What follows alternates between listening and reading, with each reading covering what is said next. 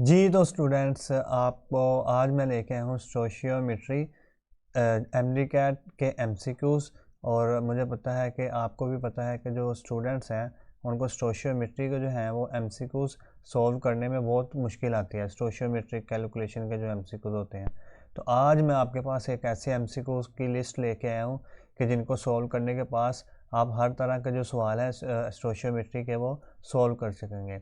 आपने बस एमसीक्यूज़ को समझते जाना है और इनके फॉर्मेट को समझते जाना है कि किस तरह का एमसीक्यू आएगा तो उसको किस तरह से डील करना है। ठीक है, तो स्टोशियोमेट्री के क्वेश्चंस हम शुरू करेंगे। इसके अंदर ही स्टोशियोमेट्री के अंदर ही लिमिटिंग रिएक्टेंट और यील्ड वाले क्वेश्चन भी इसी के अंदर ही आ जाएंगे, क्योंकि वो स्टोशियोमेट्री के रिलेटेड ही टॉपिक हैं। तो लिमिटिंग रिएक्टेंट और यील्ड, ये दोनों क्वेश्चन इसी के अंदर आएंगे। इससे भी जो रिलेटेड लिमिटिंग रिएक्टेंट कैसे फाइंड करते हैं वो बताऊंगा, यील्ड कैसे निकालते हैं, एक्चुअल यील्ड का जो है वो परसेंटेज यील्ड, इस तरह के सवाल जो आए हुए हैं वो करेंगे। क्वेश्चन नंबर 1 शुरू करते हैं।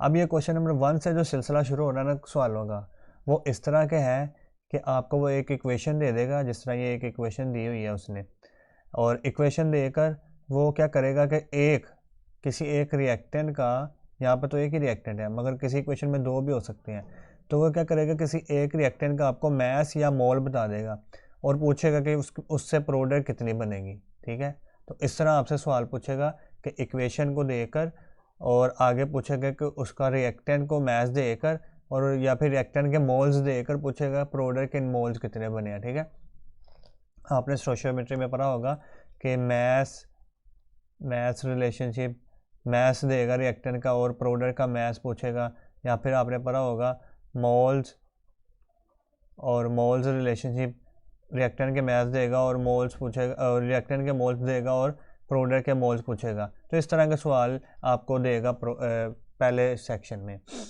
तो आपने इस तरह के सवालों को करना है। ठीक है, अब पहला सवाल ये है, how many moles of oxygen, ये ऑक्सीजन जो बन रही है इस रिएक्शन में, आर प्रोड्यूस, कितने मोल्स ऑक्सीजन बनेगी by the 3 moles of KClO3, KClO3 के 3 मोल से कितने मोल्स ऑक्सीजन बनेगी। तो वही देखें उसने काम किया है कि आपको 3 मोल ऑक्सीजन के रिएक्टेंट के 3 मोल बता दिए हैं कि रिएक्टेंट 3 मोल है, और पूछा कि प्रोडक्ट कितनी बनेगी ऑक्सीजन। ठीक है, ये रिएक्टेंट हम लिख लेते हैं KClO3। जब ये 2 मोल बैलेंस केमिकल इक्वेशन के मुताबिक रिएक्ट करे तो ये हमें 2 KCl और +3 ऑक्सीजन के मॉलिक्यूल दे रही है।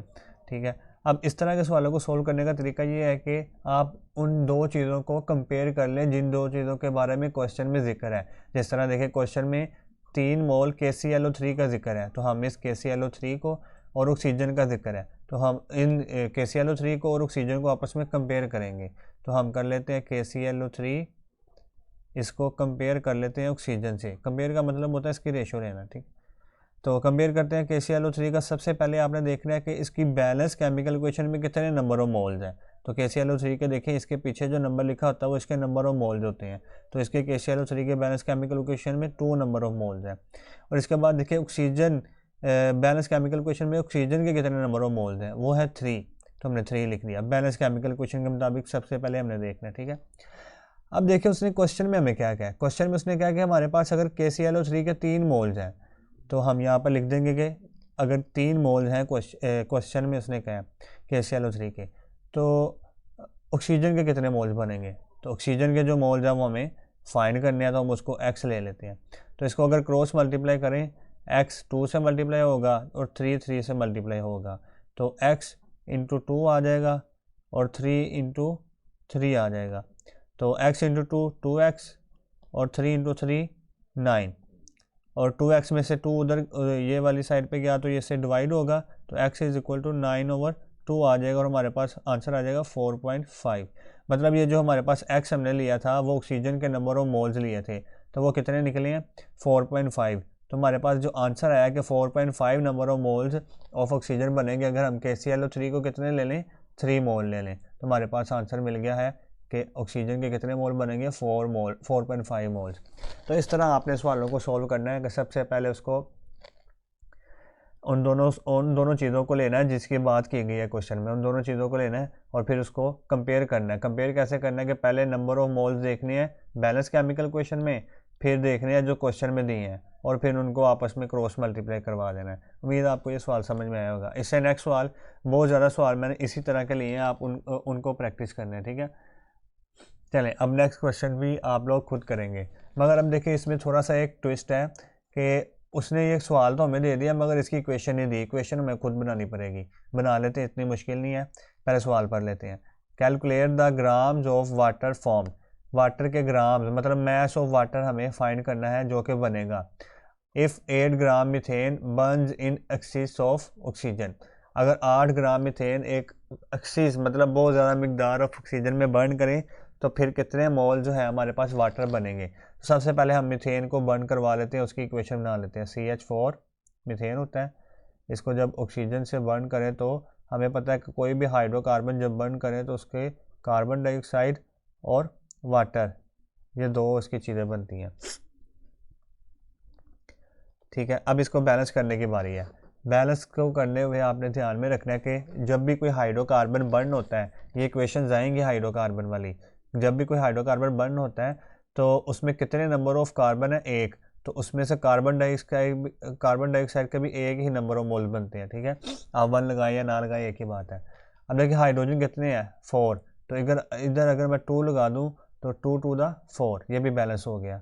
अब ऑक्सीजन को देखें तो यहाँ पर है 2 ऑक्सीजन का आइटम और यहाँ पर भी 2, तो 2 और 2 4, अगर मैं यहाँ पर 2 लगा दूँ तो 2 to the 4। अब ये बैलेंस केमिकल इक्वेशन हमारे पास बन गई है। अब इसको कंपेयर करते हैं जिस तरह मैंने पिछले मेथड में कहा आपको कि अब देखो उसने पूछा क्या है सवाल में, वाटर का जिक्र किया है और मीथेन का जिक्र किया है, तो हम इन दोनों को आपस में कंपेयर कर लेते हैं। मैंने कहा उन दोनों को आपस में कंपेयर करना है जिसका सवाल में जिक्र है, तो मीथेन CH4 और water H2O। Balance chemical question के मुताबिक देखो तो मीथेन जब 1 मोल है, मीथेन 1 मोल है तो हमें वाटर कितने मोल मिल रहे हैं, 2 मोल मिल रहे हैं, तो हम इसको 2 लिख देंगे। अब देखें बैलेंस केमिकल इक्वेशन के मुताबिक हमने लिख दिया, मगर अब देखें क्वेश्चन में उसने हमें ये दिया हुआ है, ग्राम दिए हुए हैं, मतलब मैस दिया हुआ है, तो हम क्या करेंगे ये जो मोल्स हैं इनको भी ग्राम में कन्वर्ट कर लेंगे। तो सबसे पहले मीथेन के जो 1 मोल है CH4, इसको पहले ग्राम में कन्वर्ट करते हैं 1 मोल। आपको पता है नंबर ऑफ मोल्स का फॉर्मूला होता है mass over molar mass, moles हमारे पास 1 है, मैस हमें चाहिए, हमें ग्राम में कन्वर्ट करना है। मोलर मैस मीथेन का कितना होगा, एक ऑक्सीजन का, एक कार्बन का होता है 12, 4 हाइड्रोजन का 4, तो ये 16 हो गया। तो 16 में तो जाकर मल्टीप्लाई हुआ तो मैथ्स हमारे पास आ गया 16, तो मतलब इसका हमारे पास मैथ्स आ गया 16। हम इस 1 मोल की जगह पे लिख सकते हैं 16, ठीक है। यहाँ पर 2 मोल हाइड्रोजन, हाइड्रोजन का मोलर मैस कितना होता है, number of mole is equal to mass over molar mass, sorry water का, तो नंबर ऑफ मोल हमारे पास हैं वाटर के 2, मैस इसका हमने फाइंड करना है। मोलर मैस वाटर का होता है 18 उधर जाके मल्टीप्लाई हुआ तो mass is equal to 36। Molar mass उम्मीद है आपको वाटर का निकालना आता होगा, क्योंकि ऑक्सीजन का होता है 16 और 2 हाइड्रोजन है, तो कितना हो गया 18, ठीक है जी। तो हमारे पास 36 जो है वो आंसर आ गया इसका, तो इसका हम 2 मोल की जगह पे 36 लिख लेते हैं। इस तरह आपने ना कंपेयर करना है। मैंने आपको बताया था कि वो मोल्स और ग्राम मैस का भी रिलेशन दे सकता है। अब देखें ये तो हमने बैलेंस केमिकल क्वेश्चन के मुताबिक ये वो मोल्स को ग्राम में कन्वर्ट कर लिया, इसको भी मोल्स को ग्राम में कन्वर्ट कर लिया। अब क्वेश्चन में हमें कह रहे हैं कि मीथेन अगर हमारे पास 8 ग्राम हो, ये मीथेन अगर 8 ग्राम हो हमारे पास, तो फिर वो कह रहा है वाटर कितना बनेगा, वाटर के कितने ग्राम बनेंगे। तो इसको क्रॉस मल्टीप्लाई करें इस तरह, तो 16 into x is equal to 8 into 36, तो 16 उधर जाए क्या होगा divide 8 into 36 over 16, 8 1 the 8, 8 2 the 16, 2 1 the 2, तो 2 1 द 2, इसको अगर डिवाइड करें तो 18 आ गया, मतलब 18 ग्राम हमारे पास वाटर बनेगा। तो 18 ग्राम वाटर बनेगा हमारे पास। ये वैसे भी हमें क्वेश्चन से भी देख के पता चल रहा था, हम इसको सोल्व ना करें कि अगर हमारे पास 16 ग्राम मीथेन है तो उससे हमें 36 ग्राम वाटर बन रहा है, और अगर हम इसका 8 ग्राम मीथेन कर दें मतलब 16 से हाफ कर दें तो फिर वाटर कितना बनेगा, 36 से हाफ 18 बनेगा। वैसे भी आप सॉल्व करके करें तो आपको गलती का चांसेस कम होते हैं। वैसे भी इस तरह भी आप ज़हन लगा सकते हैं अपना, ठीक है। चलते हैं नेक्स्ट क्वेश्चन की तरफ, वो भी इसी तरह का होगा। ये देखें नेक्स्ट क्वेश्चन भी इसी तरह है, मगर इसमें फिर उसको इक्वेशन नहीं देगा, बहुत सारे सवालों में इक्वेशन नहीं देगा। Magnesium reacts with HCl, magnesium HCl से रिएक्ट करता है तो गिव हाइड्रोजन गैस, और वो हाइड्रोजन गैस देता है। मगर इक्वेशन अगर ना भी दे ना, वो आपको सवाल में कुछ ऐसा हिंट दे देता है कि आप इक्वेशन आसानी से बना सकते हैं। जिस तरह इसने यहाँ पर कहा मैग्नीशियम HCl से रिएक्ट करता है और वो क्या बनाता है, हाइड्रोजन गैस। हम यहाँ पे हाइड्रोजन गैस लिख लेते हैं। अब यहाँ से H निकल गया, बाकी क्या बच गया, क्लोरीन और मैग्नीशियम। तो फिर क्या मिल जाएंगे, क्लोरीन और मैग्नीशियम। मगर यहाँ पर बात यह है कि मैग्नीशियम का जो वैलेंसी होती है या फिर ऑक्सीडेशन स्टेट वो +2 में होता है, तो क्लोरीन के -1 में होती है। तो क्लोरीन को -2 करने के लिए हमें क्लोरीन 2 लेने पड़ेंगे, इसलिए हमने MgCl2 लिख दिया। जब Cl2 है तो यहाँ पर भी 2 लगाना पड़ेगा ताकि Cl2 हो। अगर यहाँ पर 2 लगा दिया तो हाइड्रोजन भी 2 हो गया, तो यहाँ पर भी 2 हो गया, मतलब ये बैलेंस केमिकल इक्वेशन हमारे पास बन गई। अब आगे देखें, what is the minimum weight of HCl का कितना वेट हमें चाहिए होगा, मतलब ग्राम मैस कितना चाहिए होगा, required to produce 12 gram hydrogen. ठीक है, वही बातें क्वेश्चन देख उसने दो चीज़ें कंपेयर की हैं, आपने उन्हीं को फाइंड करना है। किन किन को उसने कहा है कि हमारे पास अगर HCl का वेट चाहिए और हमें दिया उसने क्या है, हाइड्रोजन, तो हम इन दोनों को कंपेयर करेंगे, HCl और हाइड्रोजन। ठीक है, अब देखें HCl के बैलेंस केमिकल इक्वेशन में तो अभी कितने मोल हैं, 2 मोल्स, और हाइड्रोजन के कितने मोल हैं, 1 मोल। अब उसने क्वेश्चन में हमें क्या दिया है, ग्राम, तो हम इसलिए इनको मोल्स को भी ग्राम में कन्वर्ट कर लेंगे। HCl को अगर मोल्स में ग्राम में कन्वर्ट करें तो number of moles is equal to होते हैं mass over molar mass. Number of moles HCl के कितने हैं, 2, नंबर ऑफ मोल्स 2 रखेंगे। मैस हमें फाइंड करना है, HCl का मोलर मैस कितना होता है, हाइड्रोजन का 1 प्लस क्लोरीन का 35.5, तो ये हो गया 36.5, तो 36.5 मोलर मैस हो गया। उधर जाके मल्टीप्लाई हुआ तो 2 × 36.5, तो मल्टीप्लाई हो के आपके पास आ जाएगा 73 के करीब, 73। हमारे पास इसका आंसर आ गया 73। और हाइड्रोजन का आपको पता ही है 1 मोल हो तो इसका 2 ग्राम इसका आंसर मैस होता है 1 मोल का, क्योंकि H2 है तो 2 ग्राम। अब हमने इसको मैस में कन्वर्ट कर दिया। ठीक है, अब आगे देखते हैं क्वेश्चन में उसने क्या कहा, हमारे पास हाइड्रोजन 12 ग्राम है। अगर हमारे पास 12 ग्राम है, ये तो क्वेश्चन ये बैलेंस केमिकल इक्वेशन के मुताबिक थे, तो फिर हमारे पास जो है HCl का कितना वेट चाहिए होगा, HCl का वेट, तो इसको अगर हम क्रॉस मल्टीप्लाई करवा दें इस तरह, तो 12 x जो है वो 2 से मल्टीप्लाई होगा और 12 जो है वो 73 से मल्टीप्लाई होगा, तो x 2 इधर आके क्या हो जाएगा, डिवाइड हो जाएगा 12/73 डिवाइडेड बाई 2, 2 × 2 2, 6 था 12, और 6 को जब आप 73 से मल्टीप्लाई करेंगे तो आपके पास तकरीबन आंसर क्या आता है, हम देख ही लेते हैं। 73 इसको 6 से मल्टीप्लाई करें तो 6 3 दा 18, 1 कैरी गया, और 6 7 6 5 36, 6 5 30, 6 6 36, 6 7 42 और 1 43, 438 हमारे पास आंसर आ जाएगा। मतलब इसका आंसर क्या है, 438 ग्राम HCl हमें चाहिए होगा। इसी तरह आपने क्वेश्चन करते जाने हैं, इस तरह के जो आएंगे आपको क्वेश्चन देकर एक चीज़ पूछेगा और एक आपको बता देगा। तो ये हमारे पास आंसर आ गया इसका। चलते हैं नेक्स्ट क्वेश्चन की तरफ। अच्छा, अब अगला सवाल है हमारे पास, H2 बर्न्स इन क्लोरीन। वही क्वेश्चन उसने दे दी हुई है कि ये H2 क्लोरीन के साथ बर्न होकर हमें क्या बना कर देता है, hydrogen chloride gas. The exact mass of chlorine Cl2 required to convert 4 gram of H2 into HCl। मतलब Cl2 कितना चाहिए होगा हमें कि हम 4 ग्राम हाइड्रोजन को कन्वर्ट करें। मतलब वही दो चीज़ें, Cl2 हमें बता दिया और Cl2 हमें पूछ लिया है और H2 का बता दिया है, तो हम इसको H2 को कंपेयर करेंगे Cl2 से। ठीक है, अब मैं थोड़ा बड़ा बड़ा लिखूंगा। तो देखते हैं अब H2 के कितने मोल्स हैं, 1, और Cl2 के 2, तो H2 के 1 मोल, Cl2 के 2 मोल। ठीक है, इसको थोड़ा चेंज कर लेते हैं। चलें, इसके 1 मोल है और Cl2 के 2 मोल है। अब हमारे पास ग्राम में दिया हुआ है आंसर ये क्वेश्चन में, तो हम इसको भी ग्राम में कन्वर्ट कर देते हैं। H2 का जब ग्राम में कन्वर्ट करें तो हमारे पास 2 ग्राम आ जाएगा, क्योंकि हमें पता है हाइड्रोजन का मोलर मास 2 ग्राम होता है 1 मोल का। Cl2 का number of moles is equal to mass over molar mass, number of moles 2 है, इसके मास हमने फाइंड करना है इसका, क्योंकि ग्राम में कन्वर्ट करना है तो मास फाइंड ही करना है। मोलर मास कितना है क्लोरीन का होता है 35.5।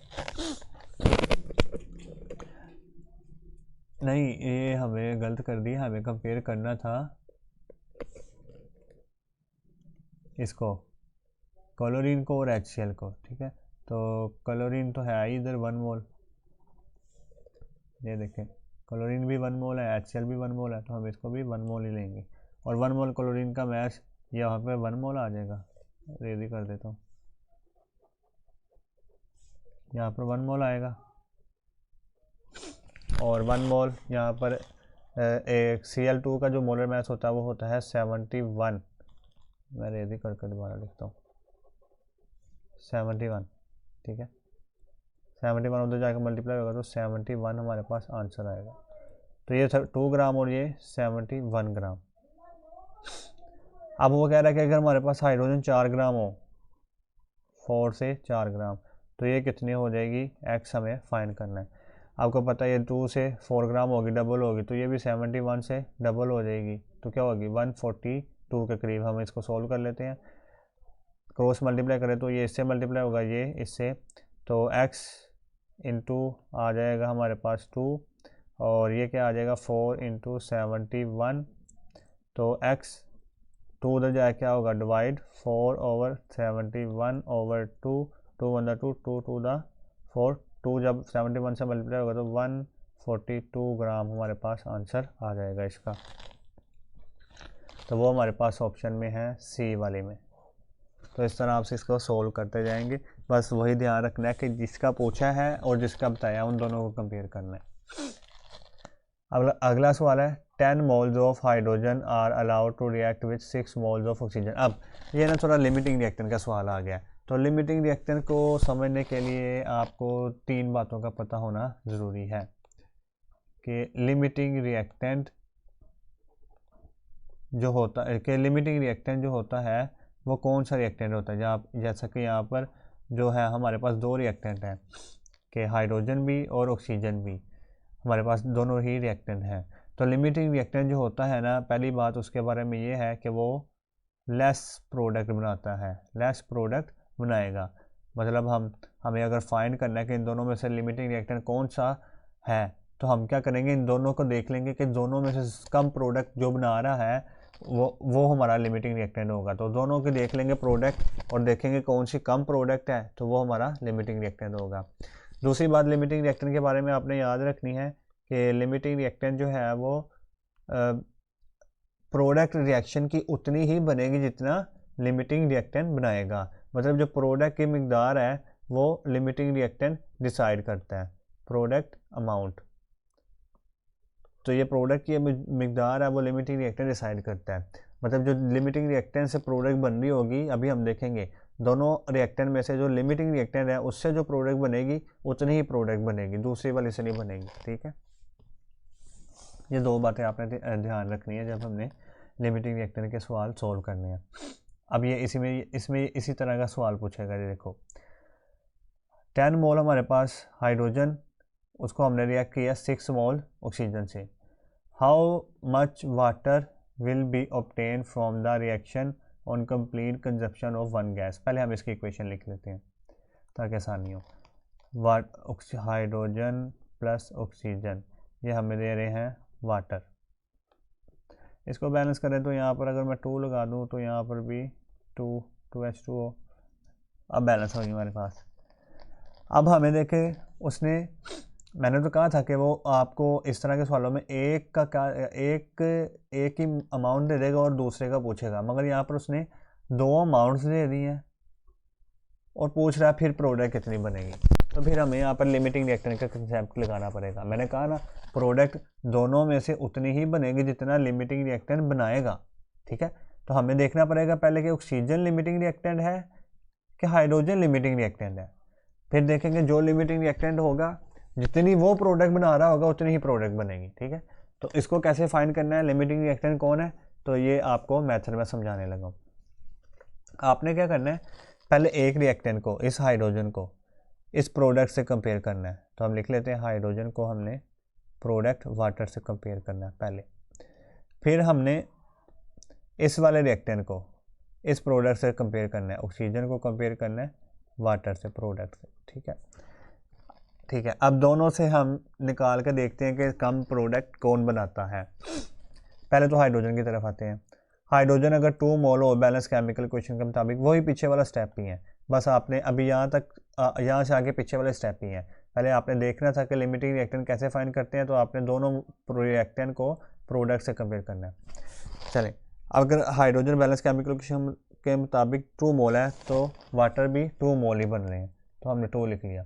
क्वेश्चन में हाइड्रोजन कितने मोल है, 10 मोल। तो अगर क्वेश्चन में 10 मोल है तो फिर वाटर कितना बनेगा, हमने ये फाइंड करना है।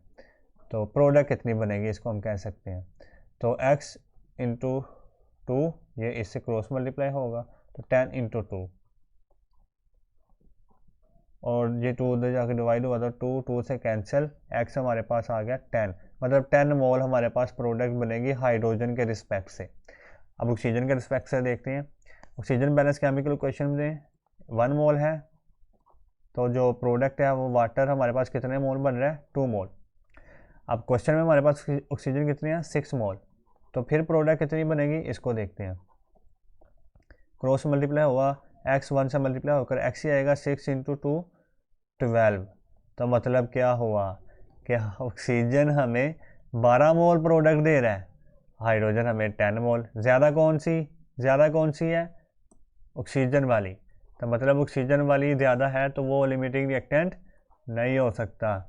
जो लेस प्रोडक्ट बनाएगा वही लिमिटिंग रिएक्टेंट होगा। तो लेस कौन बना रहा है, हाइड्रोजन 10 मोल्स, तो हाइड्रोजन जो है वो यहाँ पर क्या होगा, लिमिटिंग रिएक्टेंट। तो आपको पता चल गया लिमिटिंग रिएक्टेंट कैसे फाइंड करते हैं। या आगे जाके सवाल भी आएंगे कि लिमिटिंग रिएक्टेंट बताओ, तो लिमिटिंग रिएक्टेंट वो होगा जो कम प्रोडक्ट बनाएगा। हम चेक कर लेंगे दोनों में से कम प्रोडक्ट कौन बना रहा है, तो वो लिमिटिंग रिएक्टेंट हो जाएगा। तो यहाँ पर हाइड्रोजन लिमिटिंग रिएक्टेंट है। तो दूसरा पॉइंट क्या था कि प्रोडक्ट की अमाउंट कितनी बनेगी, जितना कि लिमिटिंग रिएक्टेंट बनाएगा, ठीक है। तो यहाँ पर लिमिटिंग रिएक्टेंट कितनी प्रोडक्ट बना रहा है, 10 मोल्स, तो इसकी अमाउंट भी 10 मोल ही बनेगी, मतलब 12 मोल नहीं बनेगी। 12 मोल इसका गलत आंसर होगा। लिमिटिंग रिएक्टेंट जितनी अमाउंट बनाएगा उतनी ही प्रोडक्ट बनेगी। हमने क्वेश्चन में भी पढ़ा था, आपने फर्स्ट टाइम बुक में पढ़ा होगा कि limiting reactant controls the amount of product, मतलब प्रोडक्ट की जो अमाउंट है वो लिमिटिंग रिएक्टेंट कंट्रोल करता है। अगर लिमिटिंग रिएक्टेंट कम करेंगे उसको लिमिटिंग रिएक्टेंट पे डिपेंड करती है, कंट्रोल अमाउंट ऑफ प्रोडक्ट, ठीक है। तो मतलब यहाँ पर हमारे पास जो आंसर हो जाएगा वो क्या हो जाएगा, 10 मोल, जो लिमिटिंग रिएक्टेंट बना रहा है। तो 10 मोल हमारे पास ए वाली ऑप्शन में। उम्मीद है इस तरह के सवाल आप कर लेंगे आप, ठीक है। नेक्स्ट सवाल, नेक्स्ट वही पुराने वाला सवाल जो हम करते आ रहे थे पीछे, पहले क्वेश्चन नंबर 1 2 3 4 में। The weight of iron, iron का वेट हमें जो है वो कैलकुलेट करना है, मतलब अमाउंट मैस आयरन का कैलकुलेट करना है।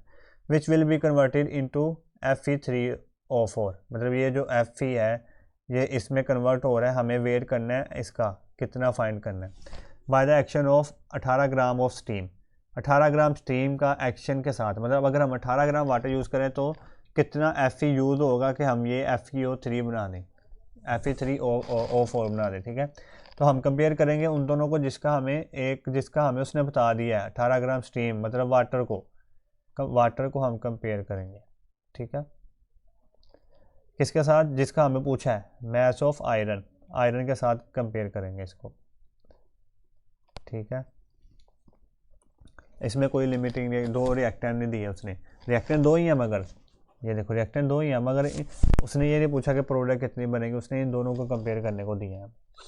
अच्छा, अब देखें, अब हमें बैलेंस केमिकल इक्वेशन के मुताबिक जब 3 मोल ऑक्सीजन आयरन है तो तब जो है वो वाटर कितने मोल बन रहा है, वाटर कितने मोल यूज़ हो रहा है, सॉरी 4 मोल, अब उसने क्वेश्चन में हमें स्टीम के ग्राम दिए हुए हैं, तो क्यों ना इसको हम ग्राम में कन्वर्ट कर लें।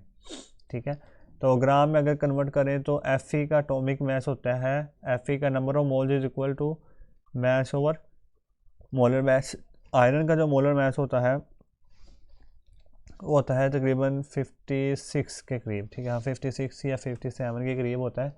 अभी चेक कर लेते हैं, आयरन का मोलर मास 56 के करीब होता है। ठीक है, तो नंबर ऑफ मोल्स हमारे पास ये है 3, तो नंबर ऑफ मोल्स 3 है। मास हमारे पास फाइंड करना है हमने, मोलर मास कितना होता है 56। अभी मैंने कहा 56 उधर जाके मल्टीप्लाई होगा तो mass is equal to 3 into 56, और ये मल्टीप्लाई होकर आपके पास आएगा 3 इंटू 56।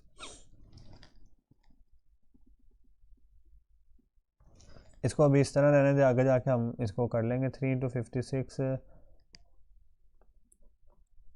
इस तरह लिख लेते हैं। ठीक है, अभी मल्टीप्लाई आगे जाके कर लेंगे। और ये 4 इंटू 18, हमें पता है कि एक वाटर का 18 मास होता है, तो ये हमारे पास मास में आ गया। ठीक है, अब कह रहा है कि अगर हमारे पास 18 ग्राम स्टीम हो, ये वाटर अगर 18 ग्राम हो, पहले हमने बैलेंस केमिकल इक्वेशन के मुताबिक लिखा है, अब सवाल के मुताबिक, तो फिर आयरन कितना चाहिए होगा। तो इसको क्रॉस मल्टीप्लाई कर लेते हैं, x इससे मल्टीप्लाई होगा और ये इससे, तो x इंटू 4 इंटू 18, ये हो जाएगा 18 इंटू 3 इंटू 56। ठीक है, तो x उससे मल्टीप्लाई होगा उधर जाके 18 इंटू 3 इंटू 56, और नीचे आ जाएगा 4 इंटू 18। 18 से कैंसिल हो जाएगा, 4 1 दा 4, 4 1 दा 4, और जो है वो 1 उधर गया तो 16, तो 16 से 4 4 दा 16, ये 16 आ गया। अब 3 जो है वो 14 से अगर मल्टीप्लाई होगा तो हमारे पास आंसर क्या आएगा, 14 टू 28 और 30 42 ग्राम। 42 ग्राम हमें चाहिए होगी आयरन, वो है सी ऑप्शन में। तो बहुत आसान सवाल है, इस तरह के सवाल आप करते जाएं और आपको बहुत ही मज़ा आएगा लिमिटिंग स्टोइशियोमेट्री के सवालों में। अब यहाँ पर 2 सवाल आ गए हैं, हम इन दोनों को सोल्व करते हैं। वैन 8 ग्राम, या फिर उसने ब्रैकेट में लिख लिया मोल्स, 4 मोल हाइड्रोजन के रिएक्ट करते हैं 2 मोल ऑक्सीजन से, how many moles of water will be form. वही सवाल आ गया कि उसने हमें, पहले इक्वेशन लिख लेते हैं कि वाटर फॉर्मेशन की इक्वेशन H2 प्लस O2, और ये हमें दे रहे हैं 2H2O। ये मैंने पीछे इक्वेशन लिख के भी बताई थी आपको। अब इसमें देखें, उसने हमें हाइड्रोजन और ऑक्सीजन दोनों के ही अमाउंट्स बता दी हैं और पूछा कि प्रोडक्ट कितनी बनेगी, वही पीछे वाला सवाल। सबसे पहले तो हमें फिर लिमिटिंग रिएक्टेंट निकालना पड़ेगा और फिर देखेंगे कि लिमिटिंग रिएक्टेंट कितनी प्रोडक्ट बना रहा है, वही प्रोडक्ट बनेगी। मैंने कहा था जब 2 रिएक्टेंट होंगे तो दोनों जो प्रोडक्ट बना रहे हैं वो नहीं बनेगी, जो लिमिटिंग रिएक्टेंट बना रहा है वो प्रोडक्ट बनेगी। ठीक है, तो अभी हम लिमिटिंग रिएक्टेंट को कैसे फाइंड कर सकते हैं, पीछे बताया था मैंने, दोनों रिएक्टेंट को एक दूसरे से कंपेयर करना है। तो यहाँ पर हम हाइड्रोजन को कंपेयर करेंगे वाटर से, और फिर हम ऑक्सीजन को कंपेयर करेंगे वाटर से। ठीक है, अब देखते हैं कौन सी प्रोडक्ट हमारे पास बनेगी। बैलेंस केमिकल इक्वेशन के मुताबिक अगर हाइड्रोजन 2 मोल है तो ऑक्सीजन के भी 2 मोल ही बन रहे हैं, और क्वेश्चन में उसने कहा कि हमारे पास हाइड्रोजन कितने मोल है, 4 मोल। ठीक है, 4 मोल है, तो वाटर कितने मोल बनेगा, इसको क्रॉस मल्टीप्लाई करवाएं। क्रॉस मल्टीप्लाई करवाने से आपके पास आएगा x 2 से और 4 इंटू 2, x 2 से और 4 इंटू 2,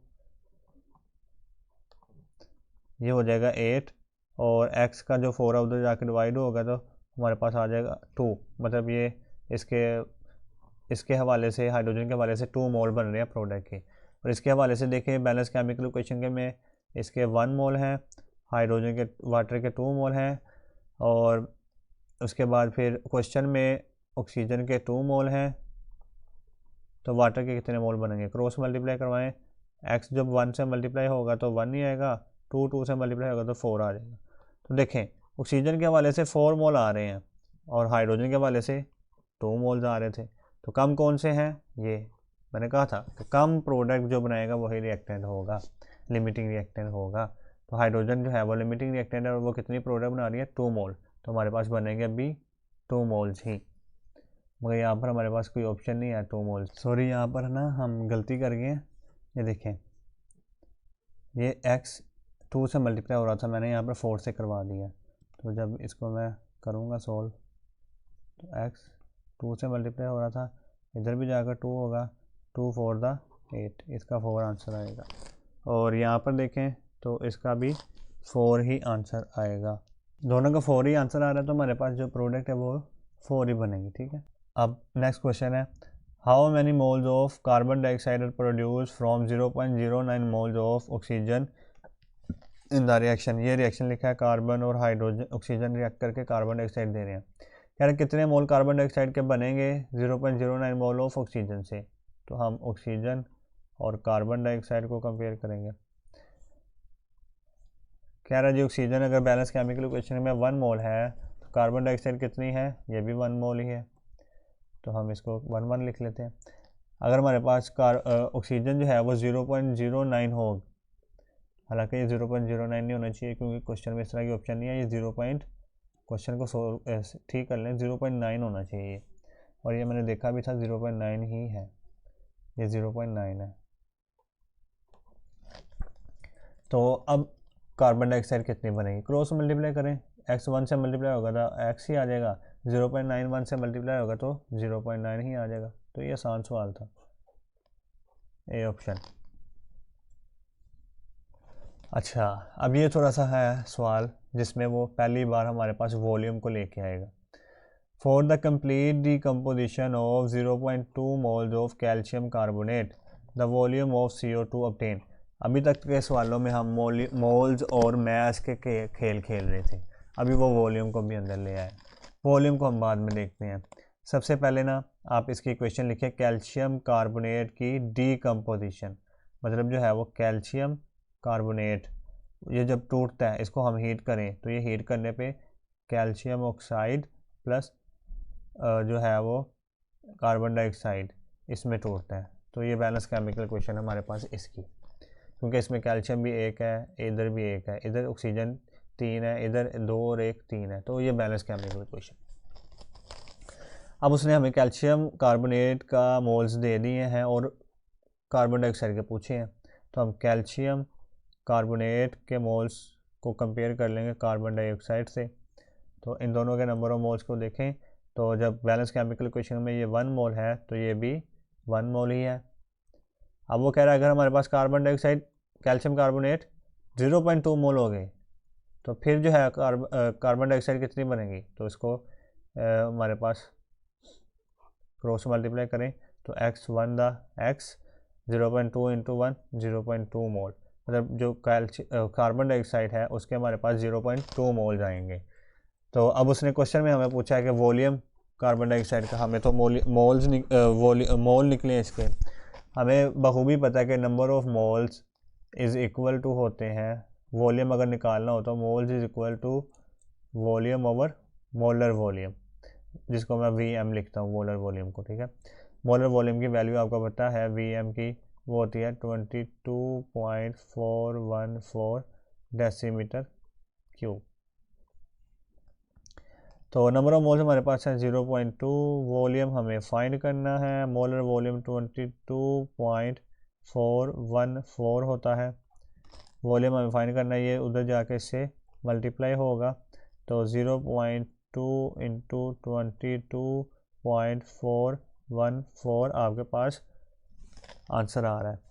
अब इसको अगर सॉल्व करें तो हमारे पास इसको अशारे को ख़त्म करें तो नीचे 10 आ जाएगा और ये अशारिया अब ख़त्म हो गया तो ऊपर 2 ही रह जाएगा।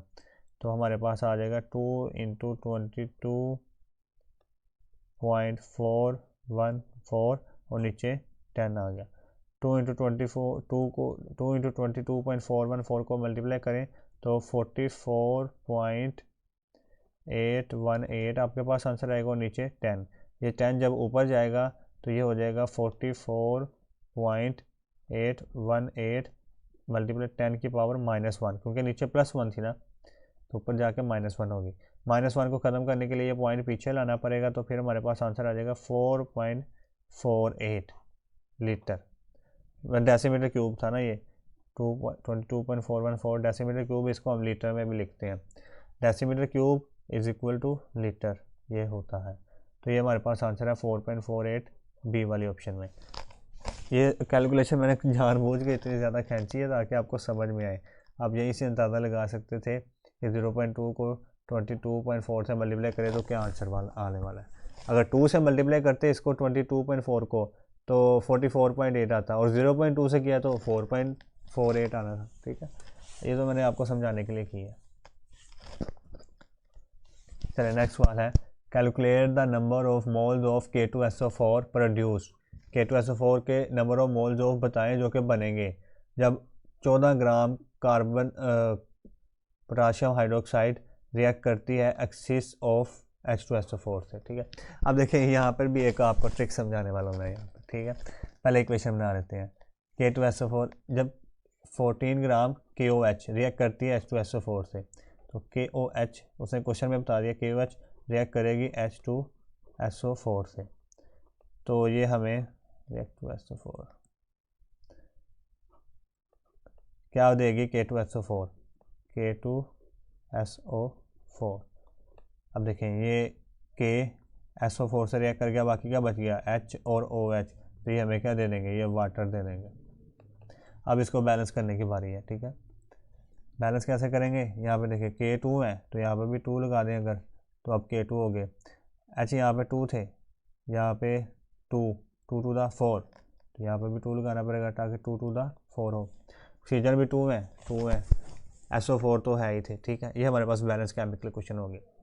अब कंपेयर किसको करना है, ये जिसको number of moles of K2SO4 पूछे हैं, K2SO4 को हमने कंपेयर करना है। किससे कंपेयर करना है, जिसका मैथ बताया है KOH। अब एक बात जो मैं बताने लगा था, are reacted with excess of H2SO4, मतलब ये दो रिएक्टेंट थे KOH और H2SO4। उसने क्वेश्चन में कह दिया कि ये जो H2SO4 है ये एक्सिस है, मतलब उसने बता दिया कि इसमें एक्सिस ये वाला रिएक्टेंट है और लिमिटिंग रिएक्टेंट KOH है। ठीक है, अब हमें पता है कि लिमिटिंग रिएक्टेंट जो प्रोडक्ट बनाएगा उतनी बनेगी, तो हम KOH को ही कंपेयर करेंगे K2SO4 से और यही प्रोडक्ट बनाएगा। H2SO4 तो है ही एक्सिस, मतलब ये ज़्यादा मिकदार में है, ये तो एक्सिस रिएक्टेंट है।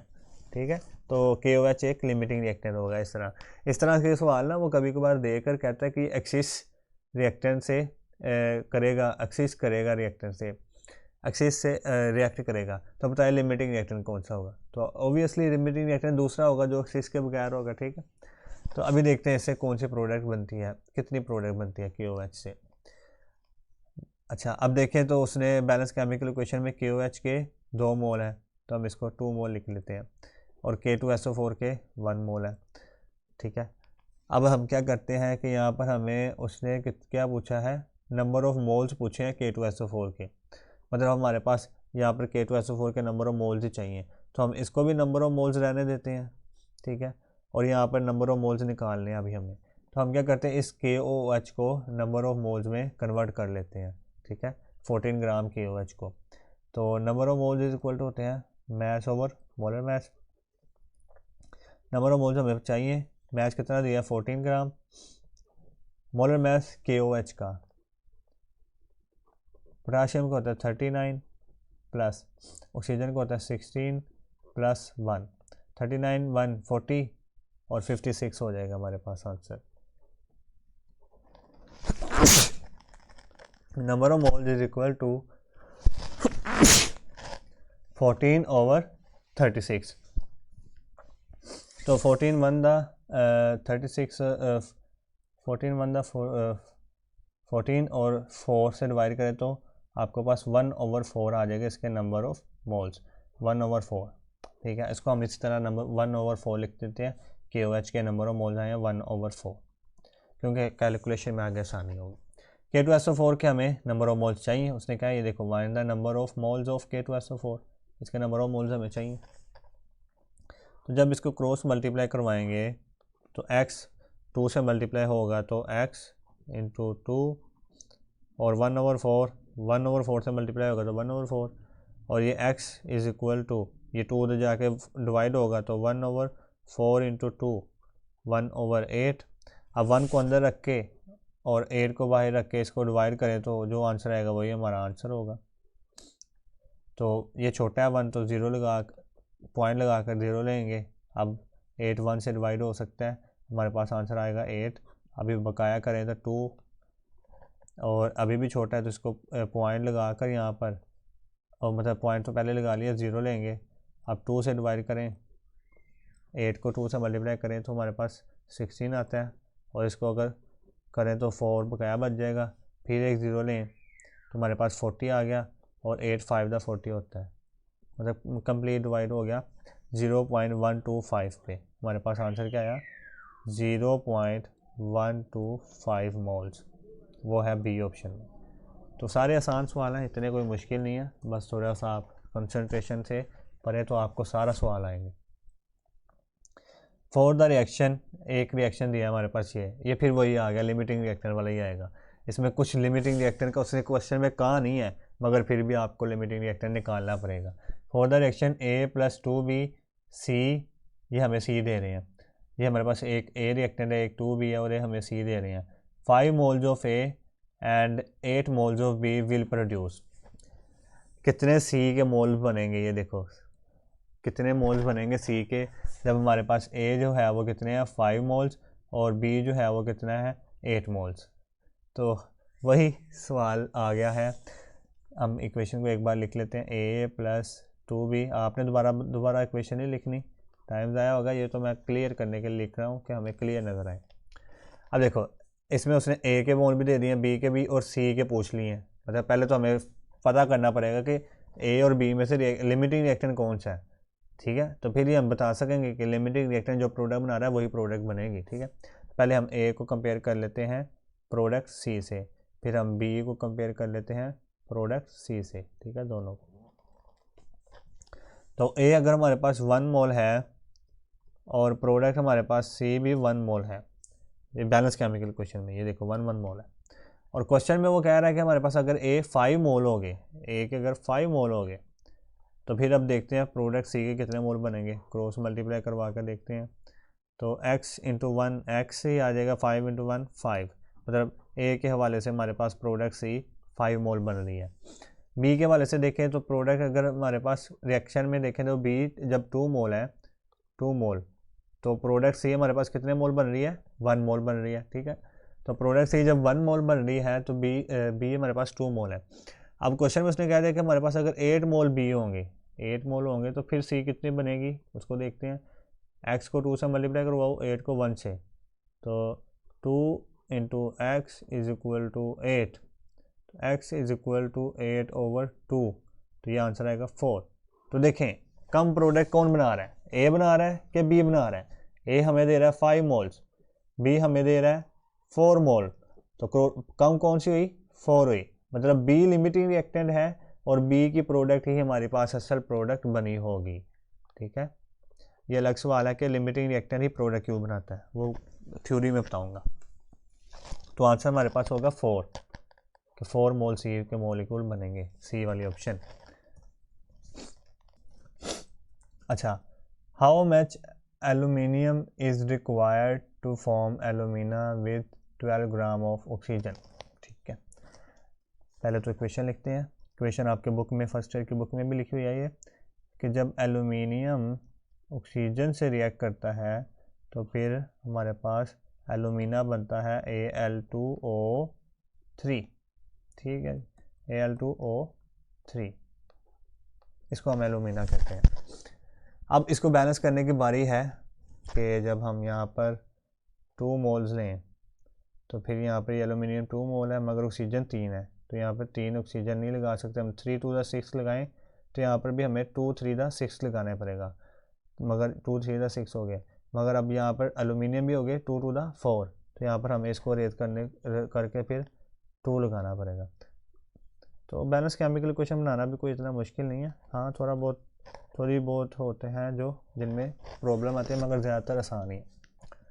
अब देखें उसने कहा एलुमिनियम कितना रिक्वायर्ड होगा, जबकि हमने ऑक्सीजन कितनी यूज़ करनी है 12 ग्राम, तो हम इसको यूज़ करेंगे एलुमिनियम, इसको कंपेयर करेंगे ऑक्सीजन से।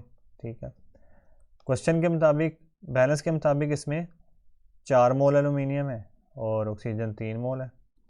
ठीक है, अब हमें वो कह रहा है कि how much aluminium is required, aluminium कितनी चाहिए होगी ग्राम के अंदर। ठीक है, तो हम पहले इस मोल्स को ग्राम में कन्वर्ट कर लेते हैं। एलुमिनियम का जो number of moles is equal to mass over molar mass होता है। एलुमिनियम का मोलर मैस होता है हमारे पास एलुमिनियम 26 के करीब। ठीक है, 26 हम मान लेते हैं इसका। तो मैस ओवर मोलर मैस और 26, एक मिनट मैं इसका देख लूँ, इसका मोलर मैस 26 ही होता है ना।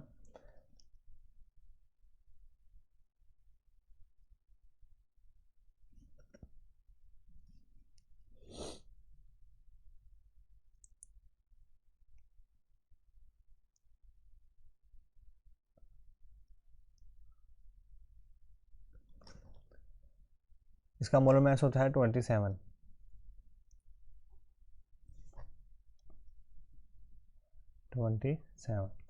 तो 27 नंबर ऑफ मोल्स हमारे पास हैं वो 4, मैस हमें फाइंड करना है, मोलर मैस 27 इंटू 4, ये आपके पास क्या आंसर आएगा, 27 को 4 से मल्टीप्लाई करें तो आपके पास आंसर आएगा 108। ठीक है, 108 इसका मैस आ गया। अब इसका अगर मैस निकालें, 1 मोल का होता है 32, तो 3 मोल का कितना होगा, मल्टीप्लाई करके आपके पास आंसर आएगा 32 32 64 और फिर 32 96। अब हमने मैथ्स में निकाल लिया। अब क्वेश्चन में कह रहा है कि हमारे पास ऑक्सीजन अगर 12 ग्राम हो, ये ऑक्सीजन 12 ग्राम हो, तो फिर एल्यूमिनियम कितना चाहिए होगा। इसको क्रॉस मल्टीप्लाई करें इससे और इससे, वो ऊपर वाले बोल जाएं, वो तो नंबर ऑफ मोल्स थे। जब हमने मैथ्स में कन्वर्ट कर दिया तो अब इसको जब निकालेंगे तो वो मैथ्स में ही आंसर आएगा। तो ये आ जाएगा 12 इंटू 108 और ये एक्स जो है वो 96 से मल्टीप्लाई हो रहा था, तो इसको नीचे आगे डिवाइड कर देंगे 12 इंटू 108 ओवर 96। तो 12 एक 12, 12 8 64। इसको अगर जब आप डिवाइड करोगे तो आपके पास जो होगा 108 ओवर 8, तो ये हो जाएगा आपके पास तकरीबन 2 4 द 8, 2 5 द 10, 250, 2 4 द 8, 2 5 द 10 और 2 4 द 8, तो ये हो जाएगा 54 ओवर 4। इसको मज़ीद डिवाइड करें 2 टू द 4, 2 टू द 4 और 1 उधर गया 7, मतलब 27 ओवर 2। तो जब 27 को 2 से डिवाइड करो तो क्या आंसर आता है, 2 1 द 2, बाकी क्या बच गया, ओहो सॉरी 13 से अगर मल्टीप्लाई करें तो 26 आता है, बाकी क्या बच गया 1, पॉइंट लगा के 0 लेंगे तो 2 5 द 10, यहाँ पे 0 था 10 आ गया, तो 13.5 हमारे पास आंसर आ गया है कि 13.5 हमारे पास एल्यूमिनियम चाहिए होगा। अब ये है वो सवाल जिनके बारे में मैं कह रहा हूँ कि ये फॉर्मेट इनका डिफरेंट है। आपको मैं फॉर्मेट बताता जाऊँगा। अभी मैंने पीछे समझाया कि इक्वेशन दे के उसमें कहेगा एक की प्रोडक्ट बनी है और एक का मतलब मैथ दे देगा दूसरे का पूछेगा, या एक का मोल देगा दूसरे का मोल पूछेगा, या एक के मोल देगा और दूसरे का मैथ पूछेगा। मगर यहाँ पर क्या होगा, एक मॉलिक्यूल दे देगा, जिस तरह carbon dioxide, water, sulphur dioxide, methane, उसके अलावा हमारे पास CS2 sulphur carbon disulphide, hydrogen, ठीक है, तो उसके बाद हाइड्रोजन डाइसल्फाइड, इस तरह के मॉलिक्यूल देगा। और मॉलिक्यूल देकर उसमें एक एटम की, जिस तरह यहाँ पर ऑक्सीजन की प्रोडक्ट अमाउंट बताएगा और कहेगा कि इसके अब नंबर ऑफ मोल्स बताओ वाटर के। यहाँ पर जिस तरह कहेगा, अब ये सवाल को समझते हैं। The number of moles of water के कितने नंबर ऑफ मोल्स होंगे, विच कंटेन 16 ग्राम ऑक्सीजन, जिसमें 16 ग्राम ऑक्सीजन हो। सबसे पहले हम वाटर का मॉलिक्यूल बना लेते हैं H2O।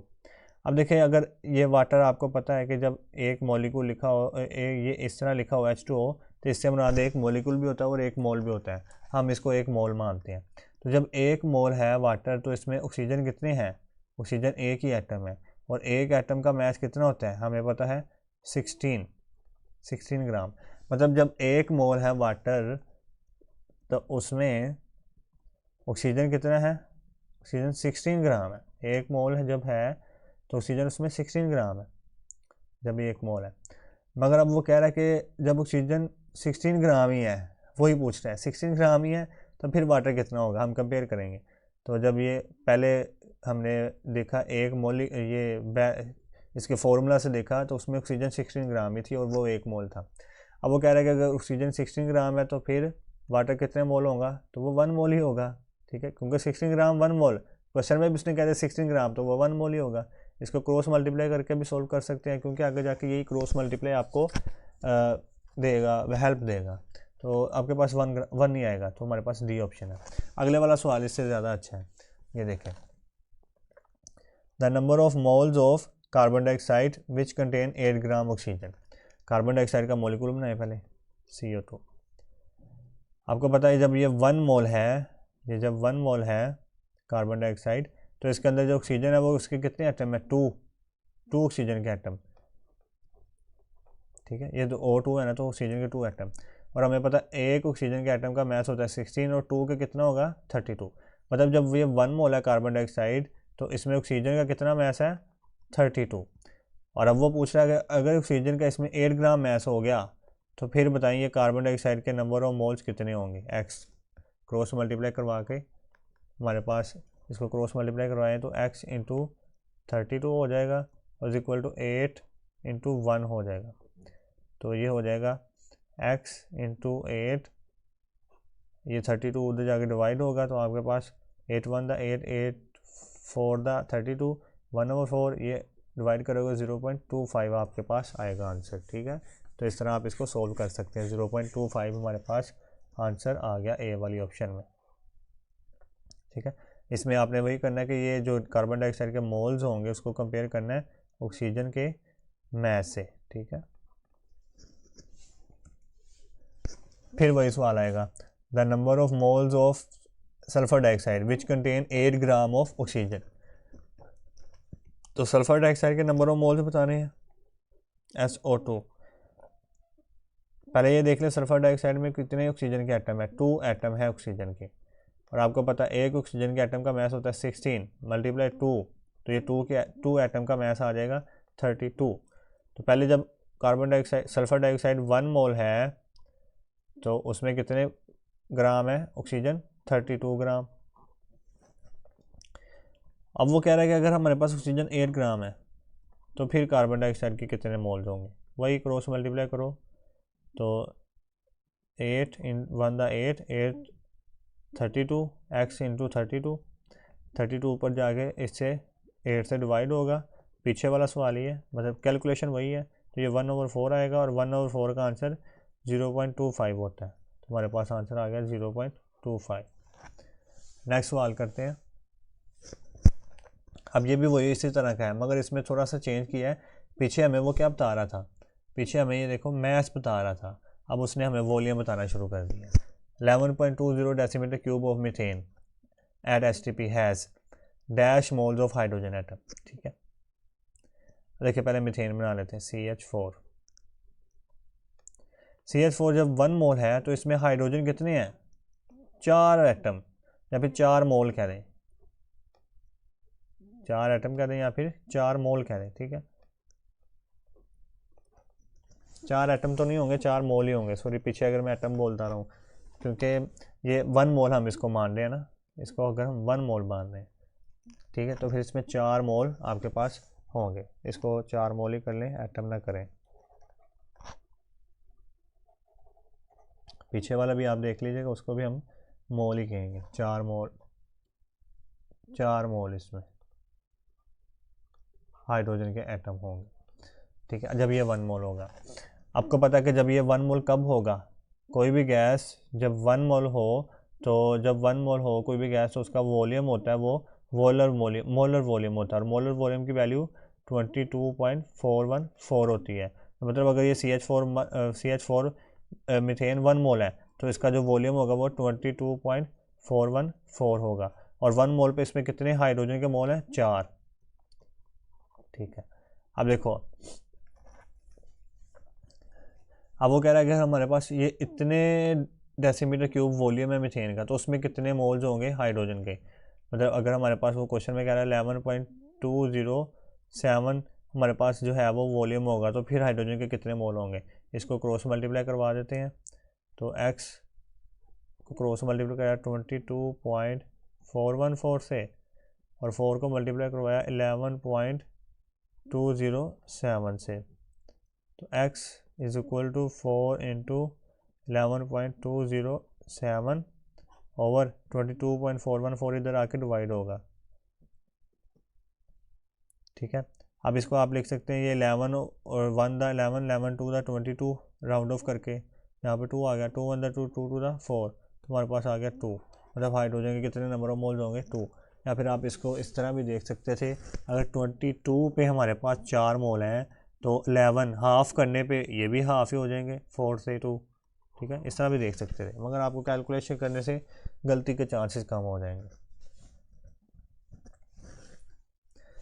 अच्छा, द नंबर ऑफ, ये भी उसी तरह का सवाल है, the number of gram atoms of sulphur which contain 0.5 moles of sulphuric acid. ठीक है, सल्फ्यूरिक एसिड का फॉर्मूला लिखते हैं H2SO4। अब देखो, जब ये सल्फ्यूरिक एसिड 1 मोल है, ये जब हम फॉर्मूला लिखते हैं तो इससे मुराद ये 1 मोल ही है। ठीक है, तो इसमें सल्फर कितने मोल है? 1 मोल। अगर मैं कहूँ इसमें कितने सल्फर मोल हैं तो वो 1 मोल है। अगर मैं कहूँ ऑक्सीजन कितने मोल है तो वो 4 मोल है, जिस तरह हमने पीछे मीथेन में किया 4 मोल। ठीक है, वो कह रहा है जब ये हमारे पास सल्फ्यूरिक एसिड हम लिख लेते हैं, जब सल्फ्यूरिक एसिड हमारे पास 1 मोल है तो इसमें सल्फर भी कितने हैं? वो 1 मोल ही है। अब ये पूछ रहा है कि हमारे पास number of gram atoms of sulphur, मतलब नंबर ऑफ ग्राम एटम्स को हम नंबर ऑफ मोल्स भी कहते हैं। ग्राम एटम्स को, ग्राम मॉलिक्यूल्स को क्यों कहते हैं वो मेरी वीडियो देखिएगा जाके, मैंने बनाई हुई है मोल्स कंसेप्ट में। तो मतलब सल्फर के नंबर ऑफ मोल्स ये पूछ रहा है, हमने फाइंड करने हैं। यहाँ पर हमने सल्फर के नंबर ऑफ मोल लिए थे, यहाँ पे सल्फ्यूरिक एसिड के H2SO4 के, दोनों के ये 1 1 थे। कब नंबर ऑफ मोल बताना है? जब सल्फ्यूरिक एसिड 0.5 मोल हो, तो क्रॉस मल्टीप्लाई करो, x 1 से मल्टीप्लाई होकर x ही आएगा, 0.5 1 से मल्टीप्लाई होकर 0.5 ही आएगा, 0.5 मोल्स। सिंपल सा आंसर।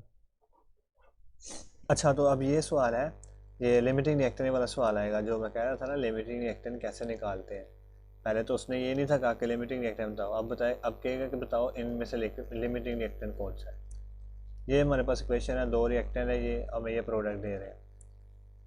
ठीक है, प्रोडक्ट में वो कह रहा है for the above reaction if we provide, ऊपर वाले रिएक्शन के लिए अगर हम 230 ग्राम सोडियम दें और 320 ग्राम Fe2O3 दें, then the limiting reactant is, तो फिर लिमिटिंग रिएक्टेंट कौन सा होगा। मैंने बताया था पीछे भी आपको कि लिमिटिंग रिएक्टेंट जो है वही होता है जो हमें लेस प्रोडक्ट बना कर दे, जो कम प्रोडक्ट देगा वो लिमिटिंग रिएक्टेंट होगा। तो हम देखेंगे दोनों में से कम प्रोडक्ट कौन बनाता है, फिर बता देंगे लिमिटिंग रिएक्टेंट कौन सा होगा जो कम प्रोडक्ट बना रहा होगा। Na बनाता है कि Fe2O3 बनाता है, दोनों को कंपेयर कर लेते हैं, Na को भी और Na को करना है F, मतलब किसी भी प्रोडक्ट से, इससे कर लें या इससे कर लें, किसी से भी कर लें, हम Fe से कर लेते हैं क्योंकि उससे आसान हो जाएगी कैलकुलेशन। और फिर दूसरे रिएक्टेंट को Fe2O3 को Fe से कंपेयर कर लेते हैं। ठीक है जी, अब देखें सोडियम के उसने बैलेंस केमिकल इक्वेशन के मुताबिक हमारे पास कितने मोल्स हैं? 6 मोल्स, हम 6 मोल कर रख लेते हैं, और आयरन के 2 मोल। अब सोडियम का उसने क्वेश्चन में हमें मैच दे दिया 230 ग्राम, 230 ग्राम, मगर हमें यहाँ पर नंबर ऑफ मोल्स लिखे हैं तो हमें तो नंबर ऑफ मोल्स चाहिए। हम ग्राम भी लिख सकते हैं, इसको ग्राम में भी कन्वर्ट कर सकते हैं जो इस तरह हमने पीछे किया है, मगर हम इस तरह करते हैं कि ये 23 ग्राम को मोल्स में कन्वर्ट कर लेते हैं ताकि हमें कैलकुलेशन में आसानी हो। तो number of mole is equal to mass over molar mass. Mass sodium का उसने दिया 230 ग्राम, मोलर मास सोडियम का मोलर मास होता है 23 तो 23 से इसको डिवाइड किया, 23 से कैंसिल तो 10 आ गया, तो ये हमारे पास 10 आंसर आ गया इसका, नंबर ऑफ मोल्स के 10 आ गया। तो इसको अगर क्रॉस मल्टीप्लाई करें तो फिर हमें नंबर ऑफ मोल्स मिल जाएंगे आयरन के, मतलब प्रोडक्ट के नंबर ऑफ मोल्स मिल जाएंगे। x इंटू 6 10 इंटू 2 तो x इंटू ये हो जाएगा 10 इंटू 2 ओवर 6, 2 1 2 2 3 6, 3 और 9 को डिवाइड कर 10 को डिवाइड कर तो आपके पास आंसर आएगा 3.3 के करीब तकरीबन, 3.4 के करीब। मतलब सोडियम के हवाले से नंबर ऑफ प्रोडक्ट हमें मिलनी है 3.3, आयरन के 3.3 मिल रहे हैं। Fe2O3 को देखकर तो क्वेश्चन में बैलेंस केमिकल इक्वेशन में ये 1 मोल है, तो प्रोडक्ट Fe हमारे पास 2 मोल है, ठीक है। अब क्वेश्चन में उसने दे रही है कि ये हमारे पास 320 ग्राम है Fe2O3 20 gram 320 gram. Number of moles is equal to mass over molar mass, क्योंकि यहाँ पर मोल्स लिखे हैं ना हमने बैलेंस केमिकल इक्वेशन से, तो इस 320 को भी मोल्स में कन्वर्ट करना पड़ेगा। नंबर ऑफ मोल्स, मास हमारे पास कितना है 320, मोलर मास कितना होगा Fe2O3 का 2 Fe हैं, एक Fe को आता है 56, 2 से मल्टीप्लाई किया तो हमारे पास कितना आ गया 112। 3 ऑक्सीजन का कितना होता है, एक ऑक्सीजन का होता है 16, 3 से मल्टीप्लाई किया तो 48 सॉरी, तो 48 इसमें प्लस कर देंगे, 48 प्लस करने से हमारे पास आंसर आया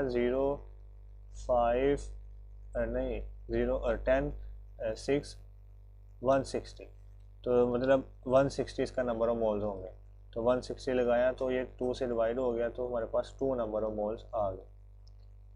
मतलब जब इसके नंबर ऑफ मोल्स 2 थे क्वेश्चन में उसने कहा, तो फिर ये प्रोडक्ट कितनी बनेगी हमने ये देखना है।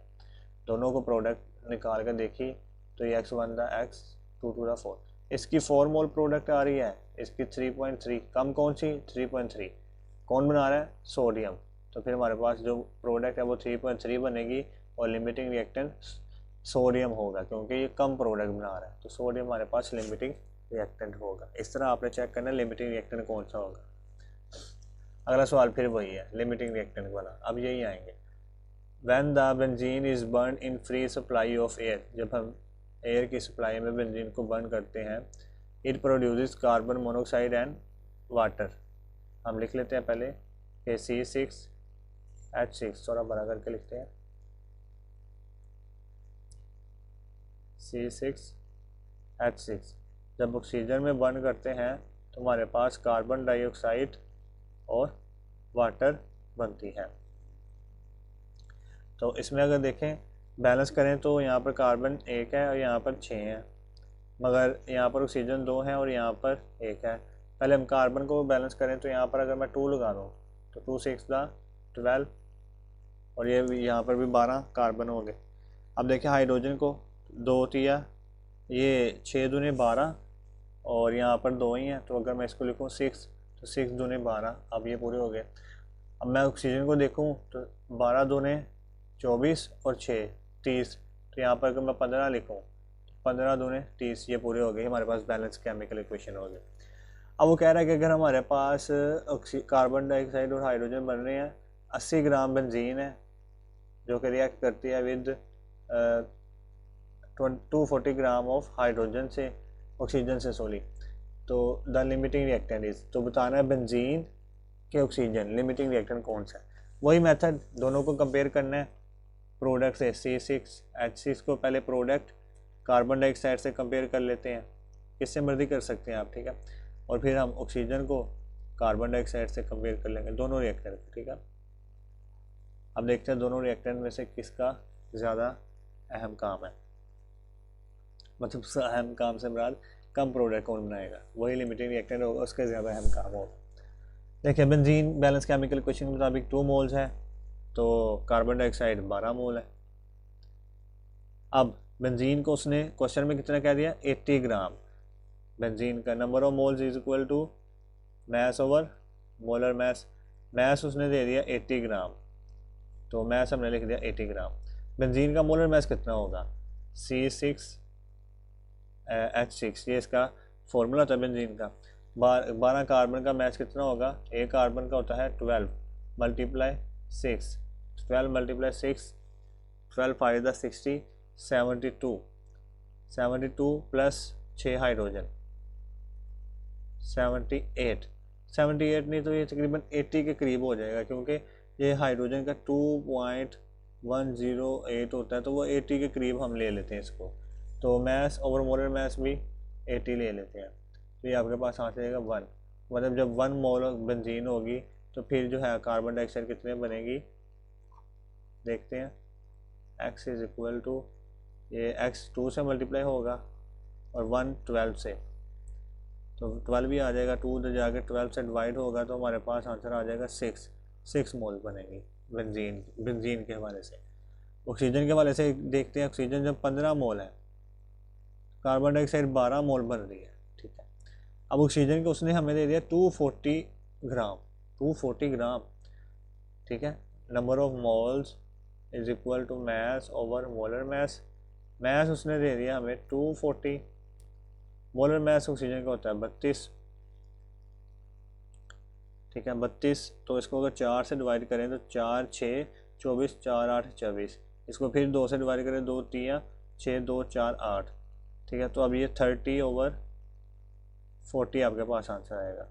और इसको अगर सॉल्व करें तो आपके पास 30/40, इसको इसी तरह रहने दें, 30/40 अगर हमारे पास ऑक्सीजन के नंबर ऑफ मोल्स हों तो फिर प्रोडक्ट कितनी बनेगी, इसको क्रॉस मल्टीप्लाई करें तो x 15 के साथ मल्टीप्लाई होगा, 30/40 जो है वो 30/4, सॉरी मैं 40 बोले जा रहा हूँ, ये 12 से मल्टीप्लाई होगा, 4 1 द 4, 4 3 द 12, तो 30 इंटू 3 90, और x का 15 उधर जाके 90 से डिवाइड होगा, तो इसको डिवाइड करके आपके पास तकरीबन आंसर आ रहा है 15 3 6, 15 5 75, 15 6 90। तो देखो दोनों का बराबर आंसर आ रहा है, दोनों ही हमें equal number of moles of product दे रहे हैं। तो मगर इसमें देखना पड़ेगा कि हमें लिमिटिंग रिएक्टेंट कौन सा है। हाँ गलती तो नहीं है, मगर हमारे पास ये हो सकता है कि हमने यहाँ पर ये जो 80 इसको कंसीडर किया था ना मोलर मैस को, number of moles molar mass को, जबकि वो कितना रहा था, वो तकरीबन आ रहा था 78। तो जब हमने इसको 80 कंसीडर किया तो वो 1 मोल आ गया। तो अगर हम इसको 80 कंसीडर ना करते तो यहाँ पर आंसर थोड़ा जो है वो ज़्यादा आना था, 6 से थोड़ा सा ज़्यादा आना था, और ये 6 आना था, तो हमारे पास कम ये होना था। मान लेते ये 6.1 भी आ जाता तो ये हमारे पास कम होना था, तो हमारे पास ऑक्सीजन ही लिमिटिंग रिएक्टेंट बननी थी, तो फिर भी हमारा आंसर बी वाला ठीक था, ठीक है। ठीक है, चले आगे चलते हैं नेक्स्ट सवाल पे। Magnesium reacts with HCl as per following reaction. Magnesium जो है वो HCl से रिएक्ट करता है, MgCl2 और हाइड्रोजन बनाता है। Given is that magnesium 21 gram है और HCl जो है वो 21 ग्राम है दोनों ही। Then the excess reactant is, तो एक्सिस रिएक्टेंट कौन सा होगा। अब देखिए दोनों के ही इक्वल अमाउंट ऑफ प्रोडक्ट दे दिया उन्होंने, दोनों के इक्वल प्रोडक्ट दे दिया, मतलब तो मैग्नीशियम के भी और HCl के भी। इसको पहले हम बाद में देखते हैं, पहले इसको निकालते हैं। मैग्नीशियम को कंपेयर करना है सबसे पहले प्रोडक्ट से हाइड्रोजन से, फिर HCl को कंपेयर करना है प्रोडक्ट हाइड्रोजन से। मैग्नीशियम के कितने मोल्स हैं इक्वेशन के मुताबिक 1, हाइड्रोजन के 1, HCl के 2 हैं और हाइड्रोजन के फिर 1 है। अब मैग्नीशियम को उसने मैस दिया हुआ है 21 ग्राम। अगर number of moles is equal to mass over molar mass निकालने हैं तो मैस इसका होता दिया उसने 21, मोलर मैस इसका होता है 24। तो इसको अगर मैं यहाँ पे यही लिख दूँ 21/24,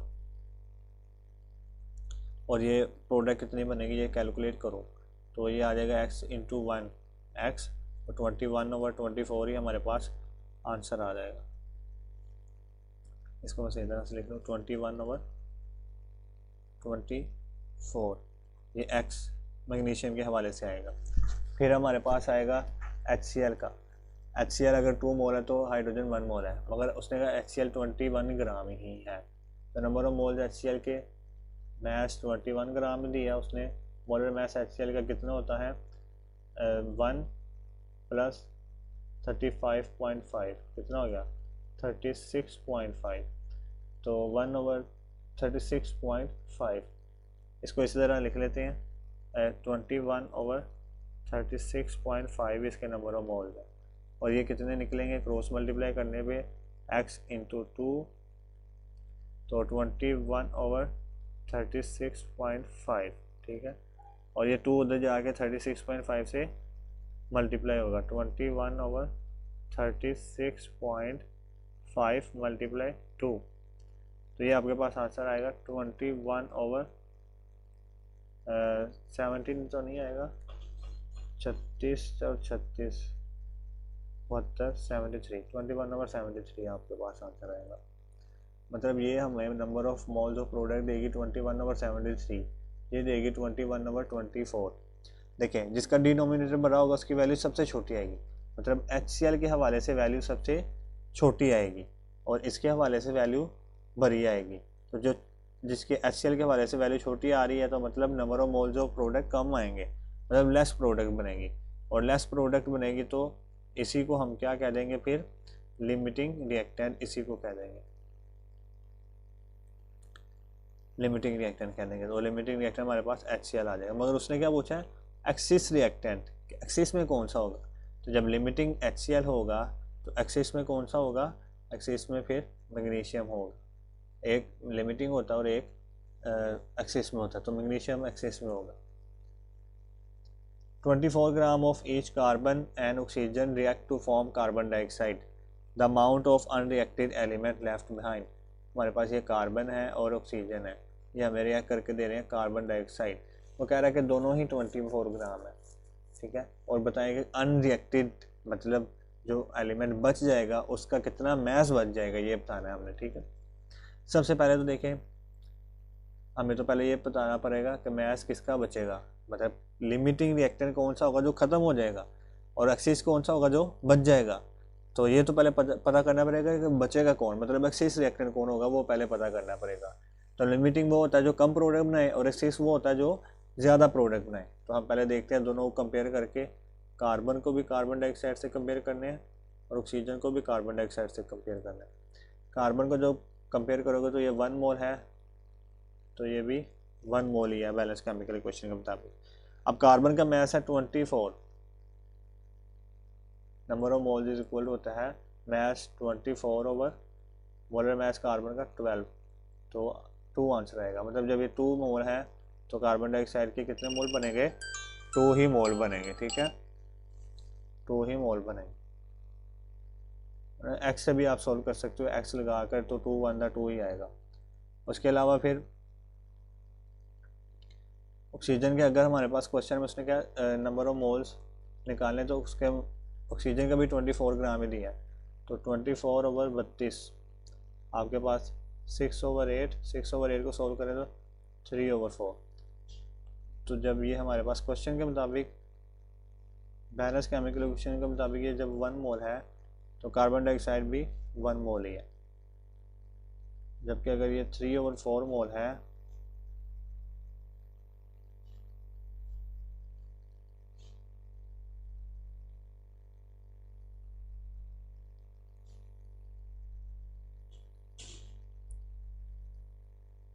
जबकि अगर ये 3/4 मोल है तो प्रोडक्ट कितनी बनेगी। तो इसको मल्टीप्लाई करके देखते हैं तो 3/4 ही आएगी। मतलब अगर ये हमारे पास 2 मोल्स आ रही है तो ये 3/4, कम कौन सी है 3/4, मतलब ऑक्सीजन जो है वो लिमिटिंग रिएक्टेंट होगा, कार्बन एक्सिस रिएक्टेंट होगा, ठीक है।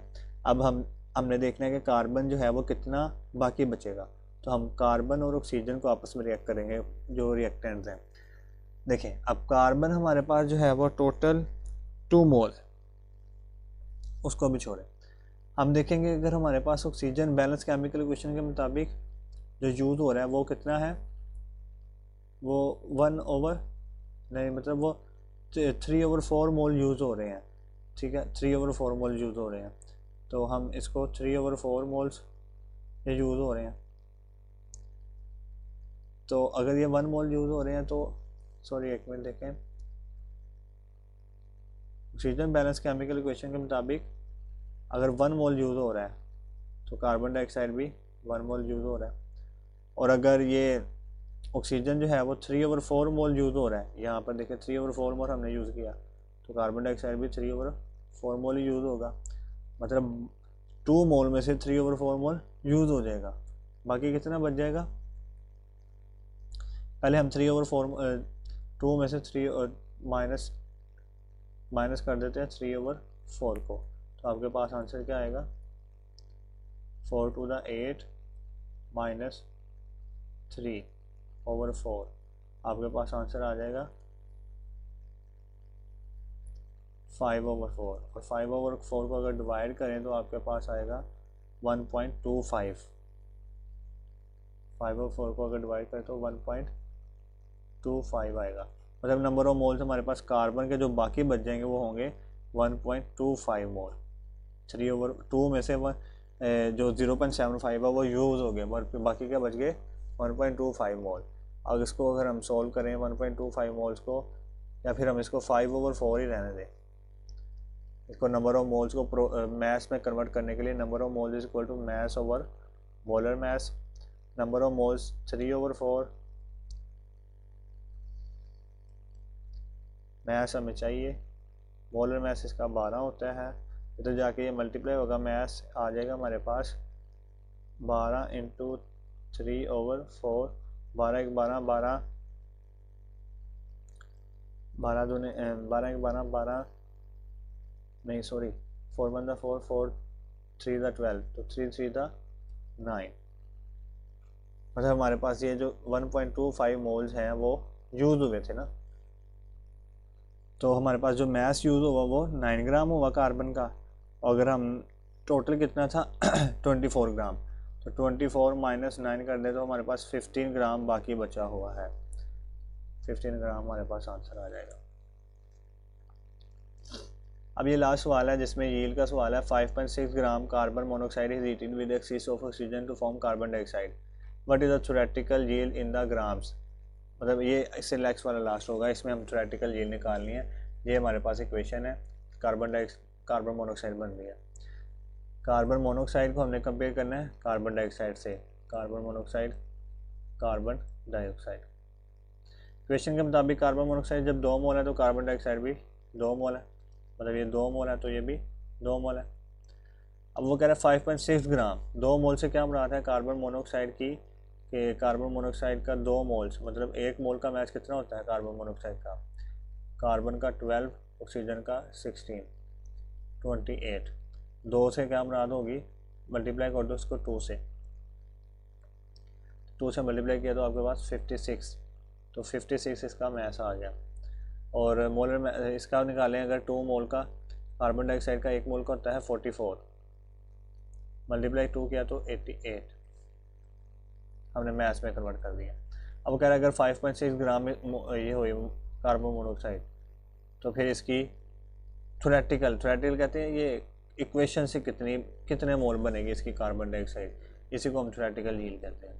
तो ये सोल्व करने पे आपके पास x × 56 आ जाएगा इज इक्वल टू 5.6 × 88, और x जो है वो इक्वल हो जाएगा 5.6 × 88/56।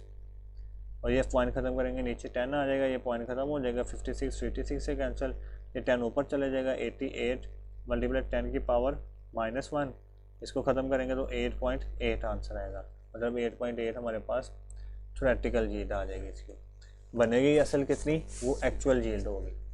अब ये आ गया है, if the reaction 9 gram of, ये रिएक्शन में 9 ग्राम हमारे पास ग्लूकोज है वो प्रोड्यूस कर रहे हैं 3.3 ग्राम कार्बन मोनोऑक्साइड, कार्बन डाइऑक्साइड जो कि प्रोडक्ट है। What is the percentage yield. Percentage yield को फाइंड करने के लिए हमारे पास प्रोडक्ट फॉर्मूला जो होता है वो होता है actual yield over theoretical yield. Theoretical yield होती है जो बैलेंस केमिकल इक्वेशन से निकाले, एक्चुअल होती है जो हमें असल में मिले। उसने कह दिया हमें क्वेश्चन में असल में कितनी मिली है 3.3 ग्राम, 9 ग्राम ग्लूकोज से 3.3 ग्राम कार्बन मोनोऑक्साइड मिली है, कार्बन डाइऑक्साइड मिली है, तो वो हमारे पास क्या हो जाएगी 3.3 ग्राम एक्चुअल यील्ड हो जाएगी। हम एक्चुअल यील्ड तो हमें पता है, ठीक है। अब हमें चाहिए थ्योरेटिकल यील्ड, जो हमने पीछे निकालनी सीखी है, वो बैलेंस केमिकल इक्वेशन से निकालेंगे कि ये ग्लूकोज जब C6H12O6 इसको कंपेयर करेंगे इस प्रोडक्ट कार्बन डाइऑक्साइड से, जब ये 1 मोल है तो जो प्रोडक्ट है वो 2 मोल बन रही है। अब वो कह रहा है कि हमारे पास ग्लूकोज 9 ग्राम है, अच्छा पहले ये 1 मोल को ग्राम में कन्वर्ट कर लेते हैं। ग्लूकोज का एक C6 6 कार्बन का मैच कितना होगा 72, एक का 12 होता है, 12 हाइड्रोजन, एक का 1 होता है तो 12, 6 ऑक्सीजन, 16 16 16 दूने 32 32 32 64 और 32 96। इसको अगर आप प्लस करोगे आपके पास 0 1 कैरी गया और 9 7 9 10 18 180 आएगा, 180 इसका आंसर आएगा। और इसके 2 मोल का आपके पास अभी आंसर पीछे हमने निकाला है 88, इसका 180। अब वो कह रहा है अगर हमारे पास ये ग्लूकोज 9 ग्राम हो तो फिर प्रोडक्ट कितनी बनेगी, ठीक है। वो पहले तो उसने बता दी एक्चुअल में इतनी बनेगी, हम थ्योरी से देख रहे हैं कि ये कितनी बनेगी, तो इसको क्रॉस मल्टीप्लाई करवाएं। तो x into 180 is equal to 9 into 88, x is equal to हो जाएगा 9 इंटू 88 ओवर 180, 9 एक ये हो जाएगा तकरीबन 9 2 20 और 2 1 2 2 4 240, ये इसी तरह होगा ना। नीचे अब क्या रह जाएगा 10 44 ओवर 10 44 10 की पावर -1 प्लस में से ऊपर जाके -1, इसको कैंसिल करेंगे तो 4.4 आपके पास आंसर आ जाएगा। माइनस को कैंसिल करने के लिए डिजिट पीछे जाना पड़ता है। 4.4 मतलब जो एक्चुअल यील्ड है वो 4.4 आ रही है, ठीक है। मतलब वो थ्योरेटिकल यील्ड 4.4, एक्चुअल यील्ड 3.3, मतलब थ्योरी इक्वेशन को देखें तो 4.4 बननी चाहिए थी, उसे हम कहते हैं थ्योरेटिकल यील्ड। हम असल में हमें कितनी मिली 3.3 ग्राम, और सर ने निकाले तो एक्चुअल 3.3 है, थ्योरेटिकल 4.4 है, मल्टीप्लाई करें 100 से तो ये कैंसिल हो जाएगा 3 और नीचे 4, 3 ओवर 4 मल्टीप्लाई 100 4, इसको 25 से 100 को मल्टीप्लाई कर दो, 3 इंटू 3 को 25 से मल्टीप्लाई करो तो 75%। ये हमारे पास परसेंटेज यील्ड निकालने का फॉर्मूला। उम्मीद है आप लोगों को सबको वीडियो पसंद आई होगी। अगर आप चैनल पर नए हैं तो सॉरी लाइक शेयर और सब्सक्राइब कर दें, और नई वीडियोस के लिए मेरे चैनल पर बने रहें।